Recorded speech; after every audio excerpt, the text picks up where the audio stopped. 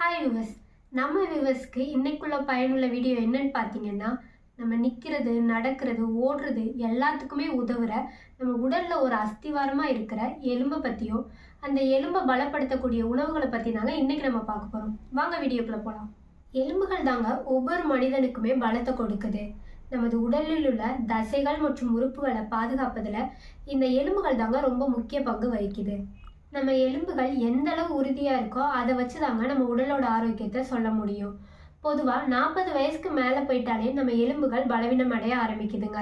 இதற்கு என்ன காரணம்னு பார்த்தீங்கன்னா, நம்ம உண்ணுற உணவில் எலும்பை பலப்படுத்துகிற போதிய சக்தி இல்லாதது தாங்க காரணம். அதனால தான் குறிப்பிட்ட வயதிற்கு மேலே இந்த எலும்புகள் பலவீனம் அடையுதுங்க. இதை தவிர்க்க நம்ம என்ன பண்ணணும்னு பார்த்தீங்கன்னா, ஆரம்பத்திலேருந்தே அந்த எலும்புக்கு பலம் தரக்கூடிய உணவுகளை எடுத்துக்கணுங்க. அப்படி எடுத்துக்கிட்டாலே நம்ம எலும்புகள் பலமாகவும் ஆயுசுக்கும் வலிமையாக இருக்குங்க. நம்ம எலும்பை பலப்படுத்த நமக்கு சில சத்துக்கள் தேவைங்க.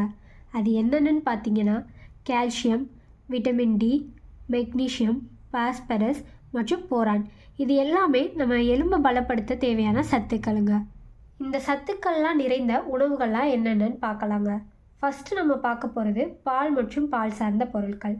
கால்சியம் நிறைந்த உணவில் ஒரு முக்கிய பங்கு வகிப்பதே பால் தாங்க. ஒரு கப்பு பாலில் 300 மில்லிகிராம் அளவுக்கு கால்சியம் இருக்குங்க. எலும்புகளை பலமாக வைக்கிறதுக்கு ஒரு முக்கியமான உணவுப் பொருள்னால் அது பால் தாங்க. பால் மட்டும் இல்லாமல் பால் சார்ந்த பொருட்களான தயிர், வெண்ணெய், பன்னீர் போன்றவற்றிலாம் அதிக அளவு கால்சியம் இருக்குங்க. நம்ம உண்ணும் உணவில் பால் மற்றும் பால் சார்ந்த பொருட்களை நம்ம அதிக அளவு எடுத்துக்கிறது மூலியமாக நம்ம எலும்புகள் பலமாக இருக்குங்க. சன்லைட், அதாவது சூரிய ஒளி. சூரிய ஒளி நம்ம மேலே படும்போது விட்டமின் டி நம்ம உடலுக்கு கிடைக்குதுங்க. குறிப்பாக காலை வேளையில் சூரிய ஒளி படுற மாதிரி நடைப்பயணம் செய்தால் அதிகப்படியான விட்டமின் டி நமக்கு கிடைக்குதுங்க. நம்ம எலும்புகள் பலமாக இருக்க கால்சியம் சத்து அவசியங்க. அந்த கால்சியம் சத்தினை நம்ம எலும்புக்கு முழுமையாக கிடைக்கணும்னா அதற்கு விட்டமின் டி மிகவும் அவசியங்க. இந்த விட்டமின் டி தான் கால்சியம் சத்தினை முழுமையாக நம்ம உடலுக்கு ஜீரணிக்க செய்யுதுங்க. நெக்ஸ்ட்டு நம்ம பார்க்க போகிறது கீரைகள். நம்ம ஆயுசுக்கும் எலும்பு சம்மந்தமான பிரச்சனை வரக்கூடாதுன்னா நம்ம சாப்பிட்ற சாப்பாட்டில் தினந்தோறும் கீரைன்னு சேர்த்துக்கணுங்க.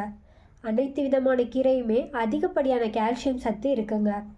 குறிப்பாக முருங்கைக்கீரை, அகத்திக்கீரை, பசலைக்கீரை, பொன்னாங்கண்ணிக்கீரை, இந்த கீரையிலெல்லாம் அதிகப்படியான கால்சியம் சத்து இருக்குங்க. அது மட்டும் இல்லாமல் மெக்னீஷியம், பாஸ்பரஸ் போன்ற எலும்புக்கு வலுவூட்டக்கூடிய சத்துக்களும் அதிக அளவு இருக்குங்க. கீரைகளை நம்ம தினந்தோறும் சாப்பிடணுங்க. கீரைகளை காலை மற்றும் மதியம் வேளையில் மட்டும்தாங்க சாப்பிடணும். இரவு நேரத்தில் சாப்பிடக்கூடாதுங்க. காலை மற்றும் மதிய நேரம் நம்ம சாப்பிடும்போது அது ஈஸியாக செரிமானம் அடையுங்க. உங்கள் ஆயுசுக்குமே எலும்புகள் பலவீனமே அடையாதுங்க. நெக்ஸ்ட்டு நம்ம பார்க்க போகிறது எள்ளுங்க. கால்சியம் சத்து அதிகம் நிறைந்த உணவில் எள்ளும் ஒரு முக்கியமான உணவுங்க. 100 கிராம் எள்ளில் 90% அளவுக்கு கால்சியம் இருக்குங்க. நம்ம எலும்பை இரும்பு போல் மாற்றணும்னா அதுக்கு எள்ளு ஒரு அருமையான உணவுங்க. இந்த எள்ளை நம்ம குழந்தைகளுக்கு எள்ளு துவையா, எள்ளு உருண்டாய், எள்ளு மிட்டாய் இது மாதிரி செஞ்சு கொடுக்கலாங்க. அப்போ அவங்க நம்ம ஈஸியாக சாப்பிடுவாங்க. எள்ளு எண்ணெய்னு சொல்லக்கூடிய நல்லெண்ணெய் நம்ம உணவில் சேர்த்துக்கணுங்க. இதில் அதிக அளவு கால்சியம் சத்து இருக்கிறனால எலும்புக்கு ரொம்பவே நல்லதுங்க. நெக்ஸ்ட்டு கேழ்வரகு. எள்ளை போலவே கேழ்வரகுலையும் அதிக அளவு கால்சியம் இருக்குங்க. இந்த கேழ்வரகு கஞ்சி, ராகி தோசை போன்றவற்றெல்லாம் நம்ம அடிக்கடி குழந்தைகள்லேருந்து பெரியவங்க வர சாப்பிட்டு வரும்போது எலும்புகள் பலமாக இருக்குங்க. அடுத்து நம்ம பார்க்க போகிறது மீன் வகைகள். அனைத்து விதமான சத்துக்களும் நிறைந்த ஒரு அசைவ உணவுனா அது மீன் தாங்க. இந்த மீனில் கால்சியம் மட்டும் இல்லாமல் ஒமேகா 3ன்னு சொல்லக்கூடிய நல்ல கொழுப்பு அமிலங்களும் அதிக அளவில் இருக்குங்க. குறிப்பாக மத்தி மீனில் அதிகப்படியான கால்சியம் இருக்குங்க. இவை எலும்போட அடர்த்தியை அதிகரிக்க உதவுதுங்க. எலும்பை பலப்படுத்த கால்சியம் மற்றும் விட்டமின் டி சத்து மட்டும் பத்தாதுங்க. போரான்னு சொல்லக்கூடிய நுண் ஊட்டச்சத்துமே தேவைங்க. இந்த போரான் சத்து அதிகம் நிறைந்த உணவுகள்லாம் என்னென்னு பார்க்கலாம். அதில் நம்ம ஃபஸ்ட்டாக பார்க்க போகிறது பச்சை காய்கறிகள். பச்சை காய்கறிகளில் எல்லாமே நம்ம அதிகமாக எடுத்துக்கணுங்க. அப்போ தான் எலும்புக்கு அதிக அளவு சத்து கிடைக்கும். அடுத்து பீன்ஸ் வகைகளில் சோயா பீன்ஸ், கிட்னி பீன்ஸ், கொண்டைக்கடலை இந்த மாதிரி பயிர் வகைகளை எடுத்துக்கணுங்க.